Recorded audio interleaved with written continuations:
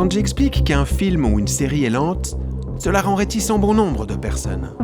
Pourtant, la lenteur et le contemplatif impliquent très souvent le spectateur dans un état sensoriel et affectif beaucoup plus profond que ce que l'on peut imaginer. C'est une expérience où les pensées et les sentiments offrent une vision différente sur notre monde, à la différence de ce que l'on peut voir dans un rythme dit plus normal. Après 10 longs métrages, Nicolas Winding Refn délaisse donc le cinéma pour proposer Too Old to Die Young, une série produite pour la plateforme de vidéo à la demande du géant Amazon. Si on pouvait craindre que l'auteur compromette son identité artistique en rejoignant ce géant du streaming en quête d'audience et de crédibilité, c'est tout le contraire auquel on assiste. En effet, Too Old to Die Young cristallise tout le cinéma de Nicolas Winding Refn. Lenteur et esthétisation excessive, personnages mutiques, violence fulgurante, noirceur et tapisserie. Et oui, la série ne s'adresse pas au grand public en quête de séries génériques, mais bien aux adeptes de cinéma d'auteur. Ce western contemporain, que le cinéaste danois considère comme un seul et unique film divisé en 10 chapitres, prend place entre Los Angeles et le Mexique. On y assiste à la reconquête d'un territoire par un puissant cartel mexicain de narcotrafic.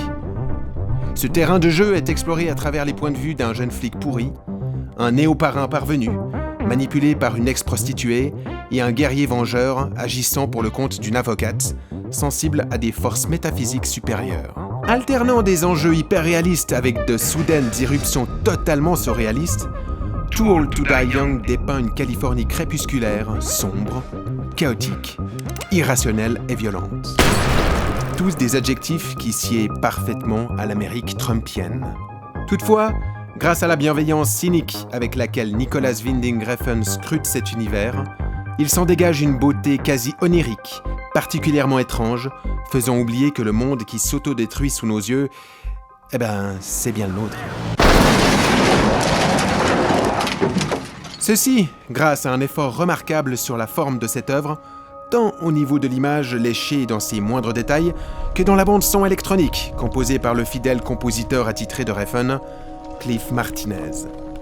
Cette beauté formelle permet à son auteur de distendre le temps pendant d'interminables plans fixes ou de longs panoramiques afin de distiller torpeur, sidération et contemplation. Ces longs cadrages de personnages mutiques, transcendés par une musique en totale osmose avec les images, n'est pas sans évoquer l'alchimie entre Sergio Leone et Ennio Morricone lors d'Il était une fois dans l'Ouest. Vous l'aurez compris, Too Old to Die Young est une série qui s'adresse à un public averti. C'est long, c'est noir, c'est violent. Mais c'est également virtuose, beau, et ça parle avec intelligence et ironie d'un monde en plein effondrement. Il s'agit probablement d'une des séries les plus radicales jamais produites pour un média de masse. Lors de son visionnage, le cinéphile, même réceptif, aura de la peine à digérer tous les passages de cette série atypique.